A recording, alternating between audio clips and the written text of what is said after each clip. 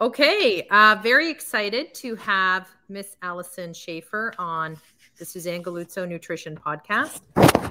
A little bit about Alyson. Alyson Schafer is an internationally acclaimed family counselor, parenting expert, speaker, best-selling author, and media personality. Armed with years of research and clinical experience, Alyson presents concepts from depth psychology on stages around the world. Parents seek solutions, and Alyson's forte is delivering actionable tactics that arms parents with the skills and confidence they need to face modern life challenges. Using humor and relatable storytelling, she provides a fresh and positive understanding of family dynamics. The end goal is to raise resilient, caring, and capable kids and have fun along the way. Thank you for being here. Thanks for inviting me. I also want to add you're a Canadian icon.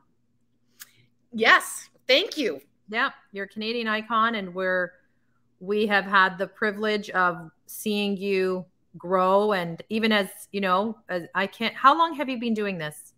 Oh, 20 plus years, but just, weird background. I'm dual.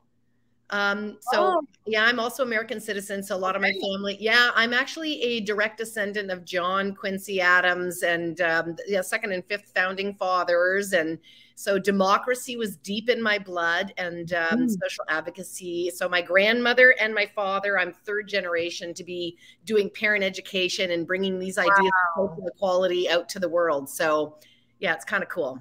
It's in your DNA. It's in the DNA.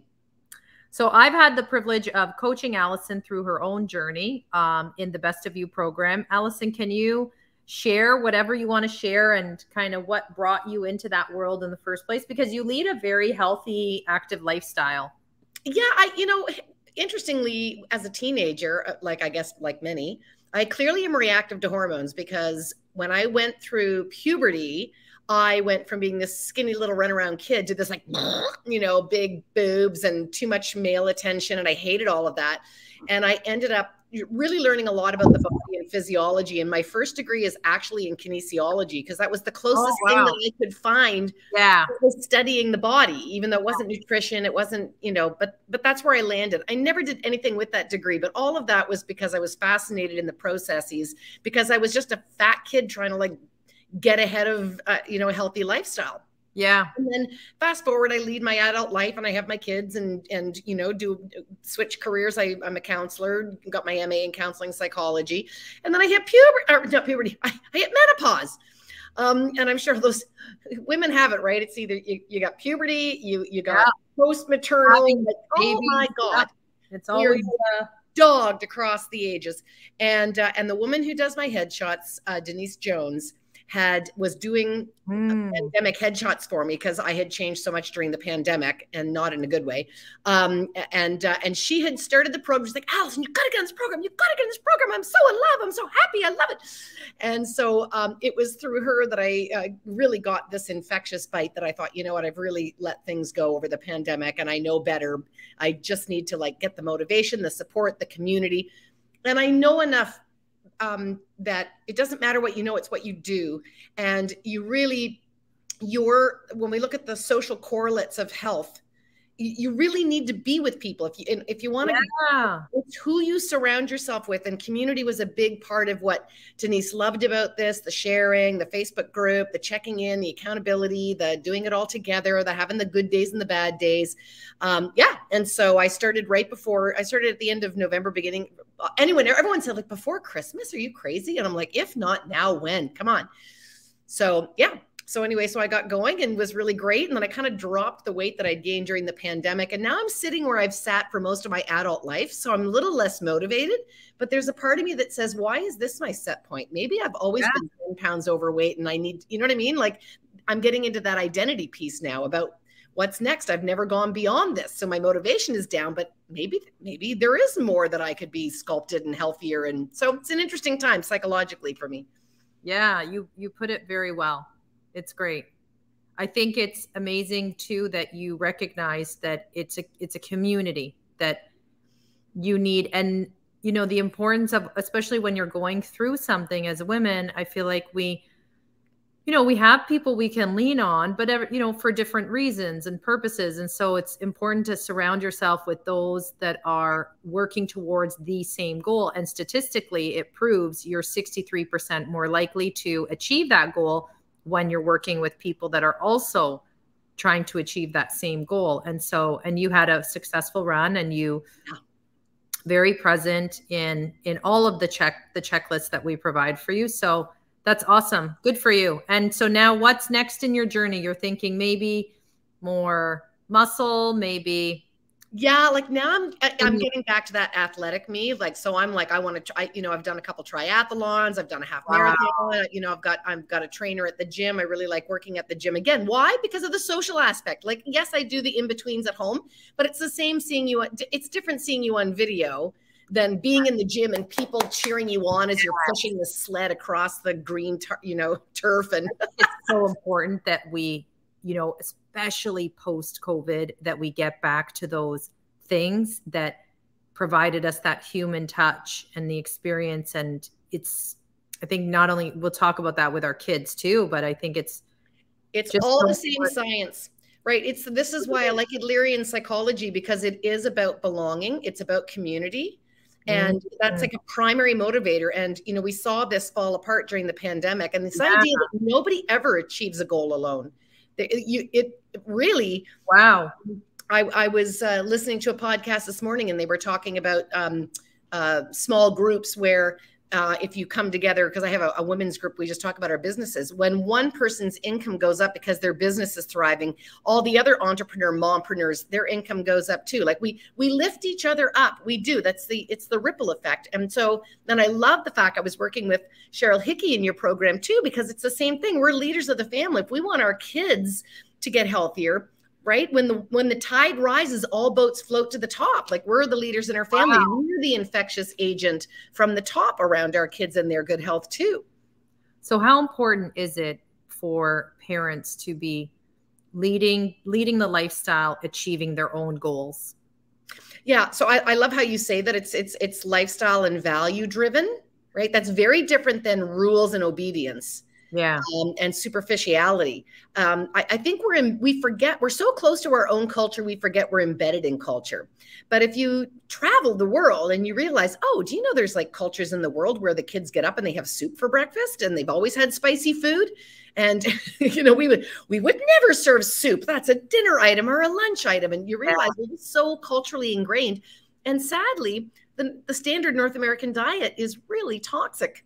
And so that's become the standard. So you're having a normal family meal. You're having a normal experience. Yeah, but normal isn't always good. Yeah. Takeout pizza is normal now. Yeah, right? Normal is not always good. And so we lead from the top, knowing that our kids are watching us, we're modeling. And are they going to have their tasty taste buds and want to be teens and order? Yes, they're going to do all that. But they are more likely in their 21, 22, 23, when they start settling down and creating their own lifestyle, what they've seen is what they've observed. So without the pressure. Yeah.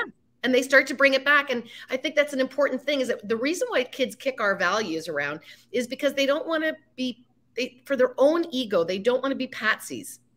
So they push back a little bit so that when they do adopt a value and they say, yeah, you know what, I am going to be a healthy person, then they say, I did it on my own terms. I did it because I wanted to do, not because I was made to do. And I will give you another little fact that I think is important.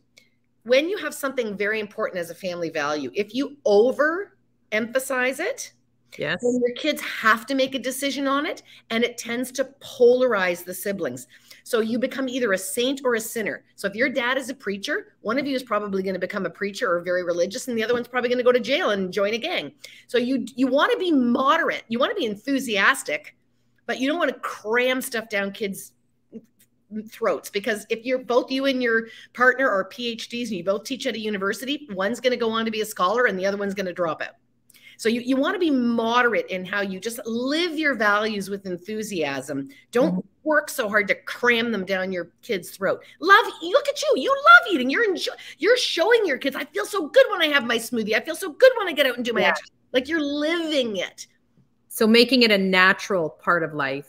Yeah. You We're know, making even it with, sexy by being so damn happy doing it. yeah. So, you know, sports, for example, me and my husband are super into sports, probably because our adult life demands it, right? You can't get far in your adult life without having activity. And I'd say we keep increasing the activity because we keep aging and it's healthy for us. But, you know, so our kids aren't there yet. They're not ready to, you know, devote all their free time to going on a walk, going on a bike ride, going, you know, let's box, let's do this, let's do that. So I find that, you know, now that you say that, I do have to make it just more fun and just natural and not so much of being work. Yeah, not work. It moves to a different part in your brain. We code differently for work versus play. Think about that with reading. This might really illuminate this for parents.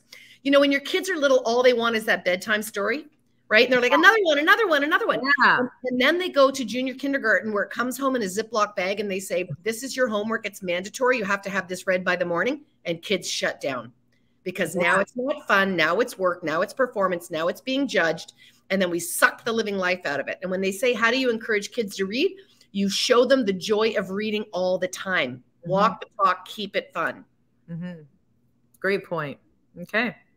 And when it comes to, you know, we tend to excuse ourselves from goal setting, goal even achieving when we become parents. And I think that was a lot of my early years coaching women was they would put their own goals and needs on the back burner and just encourage their children to achieve their own goals and needs. And so is that effective enough? How can we do it so that both parents and children, like, you know, where's the line you draw when you start to neglect your health and whether it's even your education, you don't go back to school because you're dedicating your life to your children. So how can parents do both?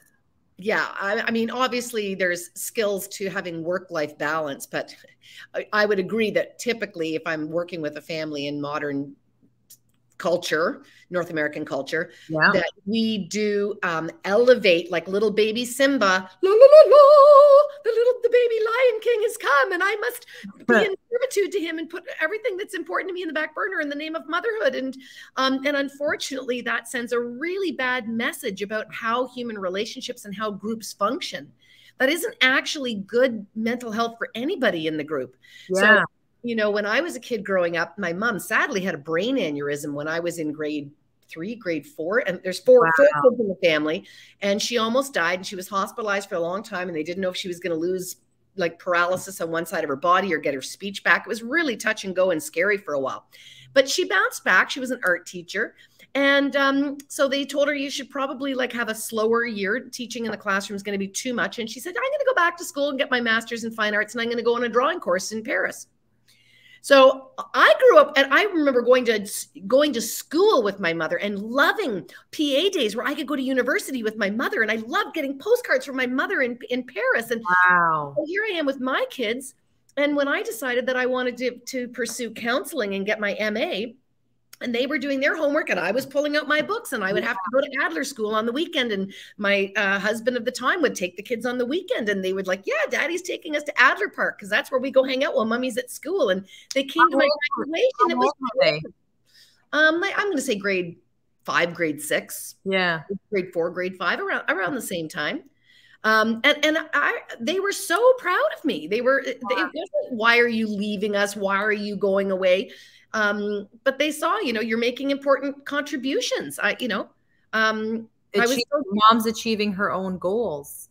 Yeah. I mean, I'm trying to model what it looks like to be a wife, a mother, a sister, a community member, that you can have a hobby. I did hobbies with my kids. My daughter and I would go to this little jam club and we would do open mic. We're playing guitar lessons together, going to guitar lessons.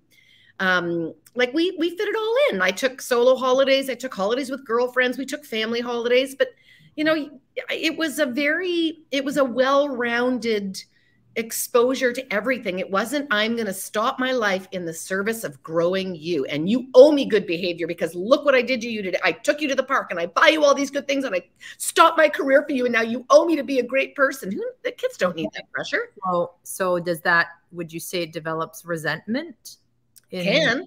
It can. It can You know, you develop. think about tribal times when, you know, we all were settling down from being nomadic and kind of making tribes and learning to be cooperative. And, you know, you collect the berries and three of us will get the wildebeest and we'll all eat it together over the fire pit in the night. We were all getting along.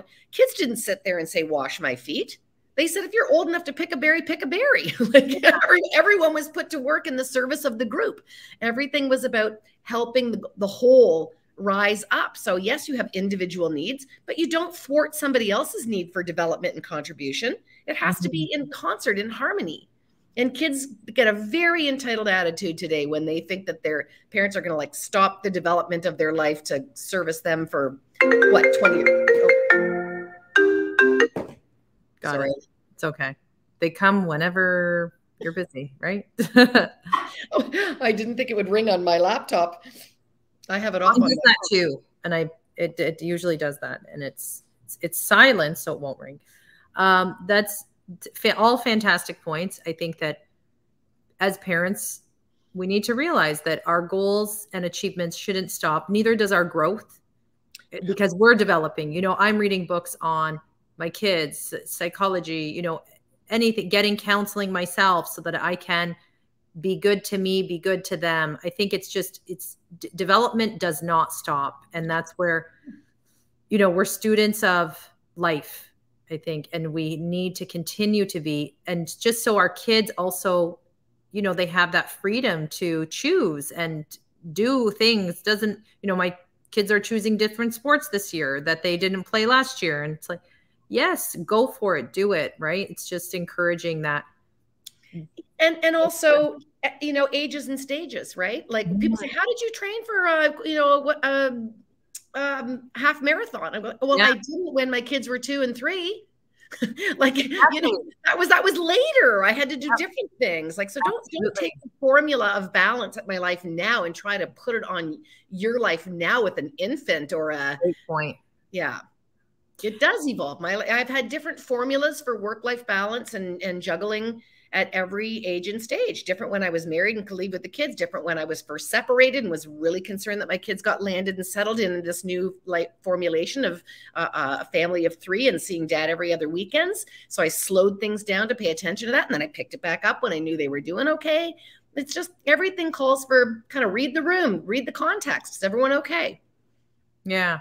How would you know, it's 2023. There's so many things thrown at parents these days, and watch out for that. Watch out for social media, watch out for bullying, watch out for the food that they're eating. It's like, watch out, watch out, watch out. There's so much that we need to watch out for. How can, you know, when it comes to, let's say, for example, eating habits. And of course, you know, this is something that you have always practiced. I've always practiced, but there's a lot of families out there that struggle with implementing the right eating habits, not only for themselves, but for their children. So how does one go about that when, you know, there's a lot of kids struggling with their weight, unfortunately. And so, I mean, I'm sure you have families that come in and seek help. So how do you know, what's the first line of what's the strategy that they can implement just at baseline? Like, what can people do? And remember that eating habits can go in a bunch of different directions, right? Because we have kids that are under eating too, right? We've got, and this is not gender specific. I've got boys in my practice with anorexia and bulimia. It's not just a girl thing. And it's more complex than just an eating order. There's eating disorder. There is family context in that too. Yeah. So I would say one important thing to realize is that when we look at these families, I'm looking again at relationships. I'm looking at the family dynamics. And what I often see is that there is trouble with limit setting, boundary setting right from the get-go. These are the kids that are still sleeping on the couch or sleeping in their parents' beds. These are the kids that are crying for Fruit Loops at the grocery store, and the parent that can't say no, and he doesn't want to eat the salmon, so I better give him the chicken fingers. And so often these parents just have a hard time holding a boundary and watching their child get dysregulated while they train them that that's not an option. Okay. Because you see these kids and you go, well, who's feeding them? You know, or like, I'm sure you've seen some of these reality shows where you see 400-pound people that they need to remove the walls of the house to get them out. And you're like, who brought the groceries in? This is a codependent problem. This is a systems problem. Yeah. Right. So taking control. A lot of times it's about seeing that position of leadership and being willing to set a good example and say, no, we're not having cotton candy for breakfast. Yeah. You know, I mean, that's putting your foot down. And the same thing, parents will say they have too much screen time because the parents can't make a media plan and put their foot down. So it has to come back to, do you have the tools and the confidence, and have you had, and I'm saying this with a great piece of compassion, what has gone on in your childhood that you find it a real struggle and distasteful to see a child maybe giving you signals that might seem violent or rejective? Sometimes we've got intergenerational trauma where I can't, you know, I was abused as a kid. I can't handle it when my 8-year-old son starts throwing shoes around the house. That reminds me of my father. I can't do it. I'd much rather give him the pepperoni pizza. So there's also a story that we have to be really, you know, caring about, that it's not just parents being lazy. It's like they really have a hurdle to overcome. And that's why family counseling and getting support and getting under the, like, get under it, get into the depth of it. When does one know to involve support or counseling? Well, I think you should first of all take a parenting class.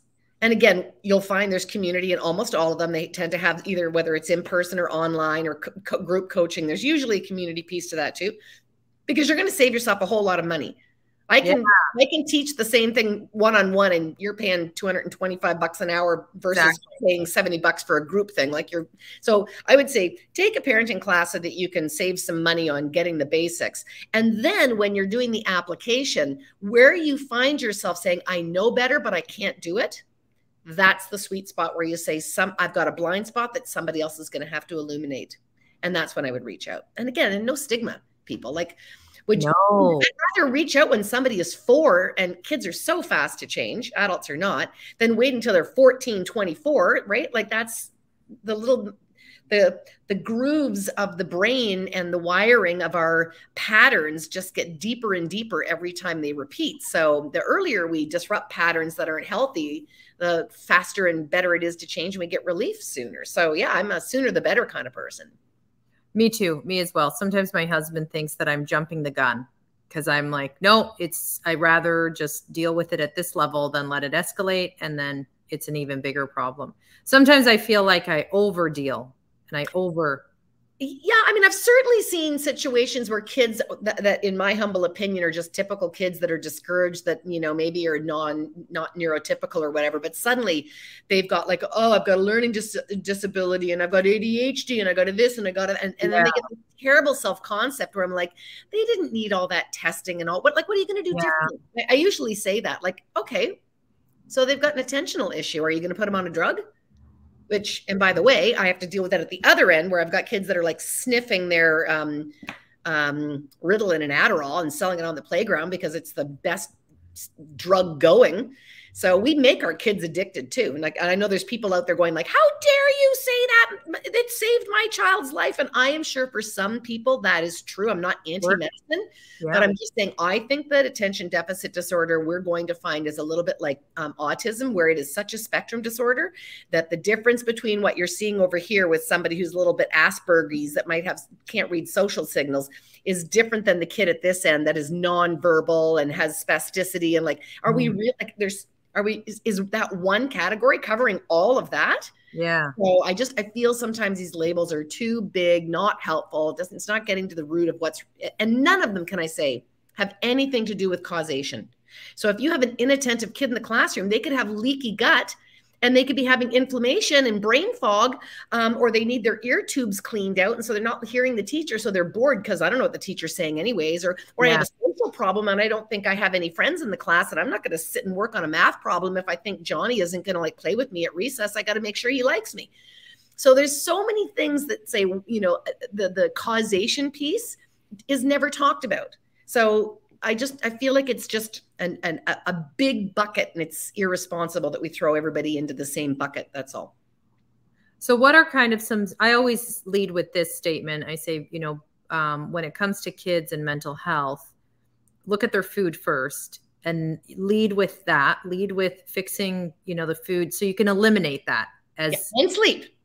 And sleep. Oh. Okay. Talk to me about that. Yeah. So, I mean, I just came from the Canadian Women in Medicine conference. I was a presenter, but I stayed for the whole conference. And the other woman was a pediatric sleep doctor from the sleep clinic in Montreal. And she was presenting to the family docs because their presenting issue is, I got a kid, he doesn't sleep, he won't go to bed, he wakes up, right?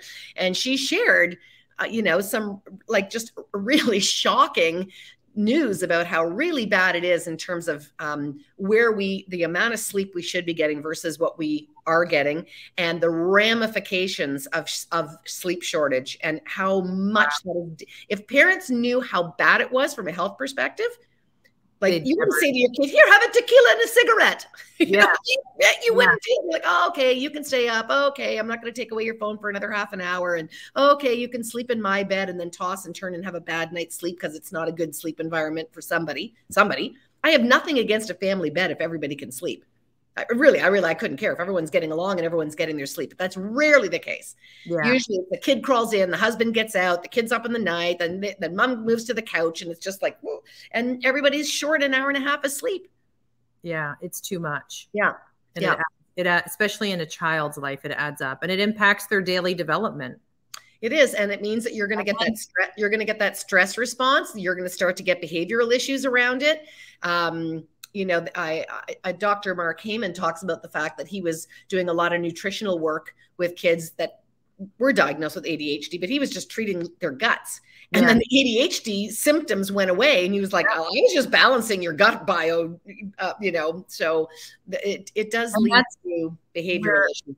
Yeah. A lot of my workings, my beliefs, my philosophies all came from, well, gut health is impacting so many things. It impacts your quality of sleep, impacts your daily routine, your cravings, your mood, so let's start somewhere. I think sleep and gut issues are great places and there's so much resources available and research, and people like you, Alyson, and, podcasts like this, where it's like, just do the work. Read about it, do as much as you can, and then seek the help should you need be. But there are so many books out there on, creating proper sleep habits and a sleep environment, and educating you on what you should feed your kids, what you shouldn't feed your kids, and all that stuff, and the amount of processed foods that our kids are getting and what they shouldn't. So when it comes to childhood obesity and processed foods, what's your view on that? What's your view on even children and their sedentary lifestyle now? Yeah, I mean, a couple things there. First of all, I want parents to not be overwhelmed to your point about the conversation, right? This is like the beacon that we're moving towards, right? Like, even here I am in my 60th year. And even though I knew that I needed to reduce my single-use plastics and my exposure putting food in plastic containers, I had some glass, I had some plastic. But after doing your program, I'm like, no, I am only ever using glass ever again, right? So and the same with makeup. Bit by bit, I'm removing the makeups and moving to I'm not doing everything at once. Bit by bit. I'm just be gentle with yourself as you make it a commitment to improving. You don't have to be there and perfect. Just chip away like fracking a rock with little droplets. Every month there's, a new change that you perfect and you eliminate and create a new process around it. Then you move on to the next one. Habit stacking. Absolutely. Habit stacking. So when you talk about childhood obesity and we know that this is a epidemic. Like, the numbers are ridiculous. We're, I think, slightly better in Canada than in the US. They've got a lot of food deserts down there. They've got a lot more poverty. Their health system works differently than ours up here. So there's some different situations there. But I would say to parents that it's important to know that the spike in childhood obesity did not correlate with handheld devices. That is not, every parent wants to blame that on these phones and iPads and stuff. In fact, if you take away a kid's iPad or phone, if they're lying on the couch, they're likely to just pick another lazy activity. It like doesn't have to be. Yeah. If they're in lazy mode, they're in lazy mode, whether it's on their bed with their phone or on the couch watching TV, but it's not like if they weren't on their screens, they'd go out and play soccer. We have to find other ways to remind kids and keep in their schedule, right? That you're meeting your friends out in the schoolyard. I mean, remember back in the day, you would just the house was clean. You kicked your kids out. You're like, don't mess up my living room. Don't come home till the street lights. You're going to make a mess. Summers felt so long as a child because you were outside the entire, as soon as May hit, you didn't get inside till September. Yeah, totally. So we don't have that, even just walking to school. Canadian families have, when they look internationally around the world, the distance that we think is reasonable to let a child walk is lower than anywhere else in the world. We're like, you have to go to the mailbox at the corner, I'll drive you. We drive the kids to work, we drive them to school, we drive them everywhere. And to your point, like even raising my kids in a little town called Mount Albert, some of the kids had to bus home. This is a small town, like 4,000 people. So they'd say goodbye at the bus stop. Half the kids would go home and then they go, okay, I'm going to meet you back at the schoolyard in 20 minutes. They'd go home and have a snack and then they would walk back because it was so close. The busing, I'm like, why is there a bus in this town? They don't need school buses. And then they would walk back to the school where all the non-busing kids were and play. And then they would walk home because the bus was done, right? So there's no reason to have a bus. That was ridiculous. So I think we need to let kids walk more, just the general hanging out with their friends. A lot of sports that we do, believe it or not, when we analyze the sports, kids spend a lot of time waiting. If you're playing baseball, you wait to go up to bat, you wait to go up to bat, you wait to go. So if you really look at how much is a lot. Sometimes I'll look at the soccer game and I go, my son only played for 20 minutes. Yeah, like capture the flag or hide and seek would be a lot better. So we put these kids in a lot of these programs that are actually less active than we even think. So there needs to maybe be more standards for people to achieve benchmarks for children of, there should be, my son used to wear a Fitbit. There's a kid's Fitbit. He got tired of wearing it, unfortunately, but I would see that he got 10,000 steps. And for a kid, 5 to 7 is great. Yeah. 10,000 steps in a day from recess, from, walking far in the parking lot at school. I'd purposely park far. So, there are things that we can do just to encourage more, because I agree. The sports, we lean on it too much. We just lean on it too much. And not on ourselves, would you say? Yeah. So it's same thing here. I'm going back to the small town, Mount Albert, but there is part of the York Forest hiking trail there, a lot of outdoor space and horses and dog walking. But I would go on these walks and I would bump into families, all of them European, but they would take a blanket. They would forage for mushrooms. They would take a blanket and lie down like in winter coats. This isn't in the summer. This is like, you just get out in the fresh air. It's part of their culture. And they would lie down and the kids would bring books and they would just and we don't do that. We don't go for walks after dinner. We don't walk down to the village square to pick up our peppers. And, we live life in a very, you're either sedentary or you're signed up for 57 sports teams, of which you spend a lot of your time waiting or doing drills.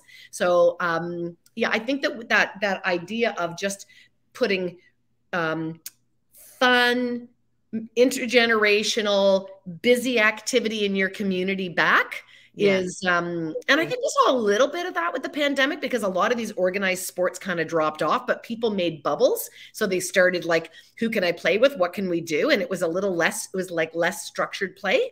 And it was probably a lot more active, a lot more fun, and a lot more likely to continue.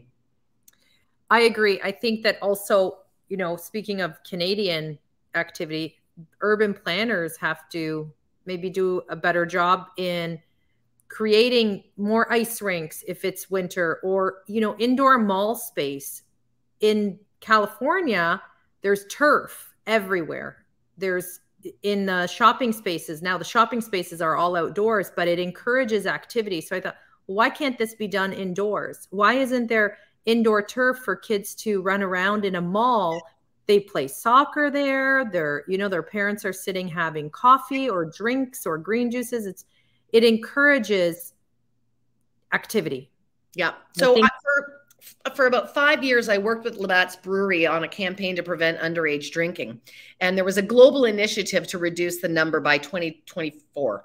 And when I was looking at what the other countries around the world were doing to reduce underage drinking, the Nordic countries, instead of doing public service announcements and education, they were saying these kids are drinking because they're bored, they need more family time. So they created all these programs, to your point, green space, family activities, free recreational, and they brought their drinking down, their underage drinking down way faster than the other countries. And it was family time, community time. It wasn't our North American individualistic competition where we only groom the best soccer players and kids drop out of sports at the age of 7 because they weren't the best and they didn't get the blue ribbon, and then they give up soccer for the rest of their life. It's like, oh, come on. That's a terrible thing to abandon a sport because you didn't, you know, win and you got yelled at for your skills, as opposed to learning skills and being happy and playing in a few tournaments without it being all rising to the top. I feel like there's so much to learn when it comes to sports, especially like being active, that the point is taken away when it becomes that competitive for the non-competitive child, the child that is there to learn and interact and form new relationships, friendships, and just, you know, develop a good habit at the end of the day of being active for their future. You know, if you look back again in history, you know, you would have been you would have done things in a more gentlemanly, leisurely way. So you would have written poetry. You didn't have to become a poet. You just wrote poetry. Yeah. You would have people out in the backyard and you would play badminton. You weren't trying to go to the Olympics. Like, you know, there's a lot of things that we like lost doing the joy of because of our approach to it. You know, so, you know, we can go back to just enjoying moving our bodies and playing. That would go really far. And yes, you can learn some skills and take it seriously. But if you speak to the people at FIFA and whatever about, you know, why we're not recruiting elite athletes at the top end, it's because we make the pool so small at the bottom. Yes. And we, you know, you might have a kid who's not really going to develop their soccer skills until they're in grade 12 or second year university, but they've already given up on it, you know, in grade 3. It's sad. I felt that way myself. I felt that I wasn't given an opportunity to fully develop that active side because there's so many distractions as well, you know, and sometimes, gosh, kids have remarkable bodies and adapt. And it's those years from 10 to 20 years old, sky's the limit, but give them the chance. Why is it that we have to develop the athlete from, you know, 4 to 6 years old? If they're not in figure skating, chances are they're not going to become the next Olympian, but there are so many years ahead of them. We have to make it more accessible for low-income communities to have these opportunities where children get a chance. And, you know, whether it's in school, like I found even, I don't know what it's like now, but in school sports, it's still the same. It's, you know, you have to make it on the team. And if you don't make it, there's no other opportunities to play. Yeah. Yeah. Too limiting. And here I am at my age where I love adult athletes that are not competitive, but just enjoying it. So, you know, it's when you do a triathlon, they write your age on the back of your calf. And I just love running, going like, oh, look at that person 62. Look at that person 75. I want to be doing this when I'm 75. And I go to the change room to swim with all the old ladies that are in their 80s. Do swim the lengths because it's non-weight bearing. They sit there with their saggy boobs, but they're still in the pool every Monday, Friday. They're showing up. And I think that's the most important thing we can teach our kids is show up. And parents need to show up too. You know, I see a lot of these parents that you know, that's great. You can hire the coaches and the people, but at the end of the day, when you're living the lifestyle with your child, like you said, it becomes fun and easy. And it's not like you go to soccer, you go to practice. It's like, no. We all want to do something that's engaging in activity. And yeah, I think that there's so much to deal with now, Alyson. What are before we end off, you know, 3 to 5 things that we need to be aware about or doing or teaching in our families? Yeah. I mean, if I was going to prioritize, and everyone has their own values, maybe that start with like, do you know your values? A lot of people don't know their values. Have you taken a little inventory of what's important to you?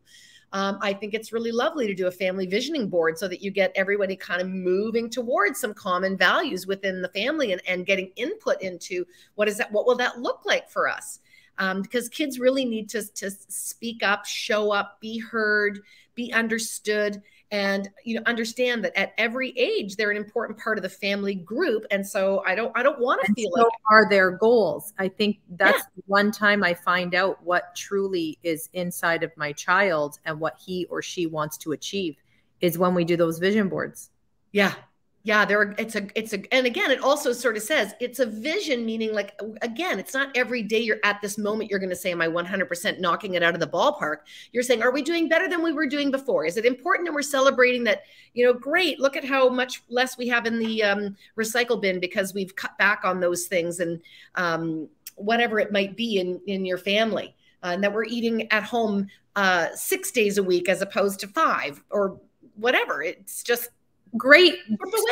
Even just small goals, small goals to celebrate and win. But kids, if you're asking from a psychological point of view, what I think parents should make big considerations about, and it really is about the fact that the family should be a safe zone where you are loved unconditionally. Yeah. And too much is of our focus is that in the name of trying to be a good parent, we get very, what I call momagerial. And we're trying to kind of like shape kids to produce a human that we're going to like spit out into the workforce at 21. Yeah. And we get so into like creating a high functioning human that we don't relax and realize that a lot of this is actually about just having a good relationship. And we throw that relationship away in the name of bettering our kids. So I think we get ahead of ourselves, or we let fear overtake us. So I would definitely say, do you have a home that's a safe zone that your kids want to come into when they're out facing social media, and the teacher that yelled at them, and the pressure from the soccer team, and a friend who didn't invite me to sit with them at the lunch table? When they come home through the door, do they say, oh, thank God I'm home. Here's where I'm loved. Here's where I'm safe. And so it's a feeling, it's a psychological feeling of acceptance and belonging. And we have to consciously build that. And is that, when kids are facing all those things coming at them, is that enough? Is that doing enough work, coming home to a safe and happy home? Not always happy, but it's a supportive, they feel loved, because I think also what I find challenging me personally as a parent is watching my kids go through all these hurtful moments, and I have no control, and I can't do anything about them except for provide them a safe zone and somewhere they can just be themselves and somewhere where they can be vulnerable to me. Yeah. And to make yourself available. So when they want to talk, they'll talk. And when they want to hear your ideas about how they might handle a difficult situation, but I wait for it to get solicited, or I might say something like, I've got some thoughts about that if you want some ideas of how to handle it. But okay. I never push. I always wait for the invitation. Okay. The same, saying, what, it sounds like you're really suffering, and maybe you don't want to talk to me. Maybe this is one that's better for talking to dad, or, or an uncle, or a counselor, or a kids. Here in Canada, we have kids help phone. There's an American equivalent, I'm sure, texting 686868, and you'll get absolutely anonymous support, which kids like anonymous, right?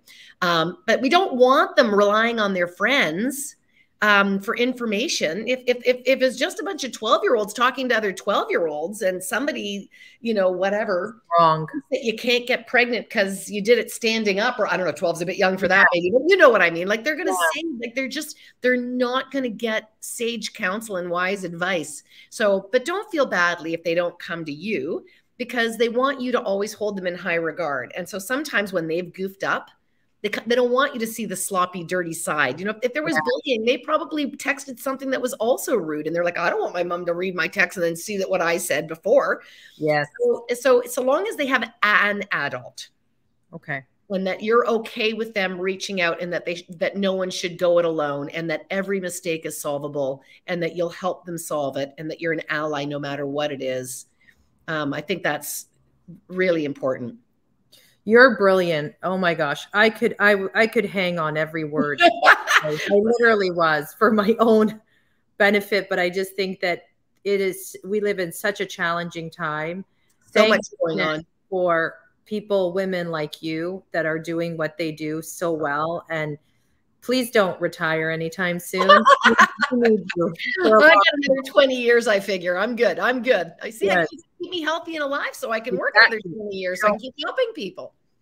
Amazing. I look forward to speaking with you again. Thank you, Alyson. Yeah, you bet. You bet. Thanks for all you do too. And for me and for the community.